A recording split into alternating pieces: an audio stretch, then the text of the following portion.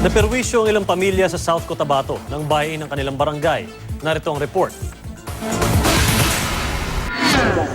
Lubog sa magkahalong baha at putik ang mga gamit ng mga residente sa barangay Carpenter Hill, Coronadal City sa South Cotabato. Yan ay dahil sa pag-apaw ng tubig sa kanal dahil sa malakas na ulan.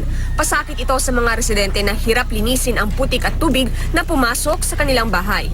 Bukod pa sa mga bahay, pinasok din ng baha ang daycare center at kapilya ng barangay. Tinatayang aabot sa mahigit 50 pamilya ang apektado ng baha. 2 oras na stranded ang ilang motorista matapos humambalang ang natumbang puno sa tulay sa barangay Bato sa Davao City. Naputol na ng mga rescuer ang puno ng abutan ng GMA News pero pahirapan pa rin sa pagdaan sa tulay dahil naman sa baha. Sa Farland Extension sa Davao City pa rin, hindi madaanan ang isang kalsada dahil sa natumbang punong mangga. May nabagsakan din na bubong ng isang garahe.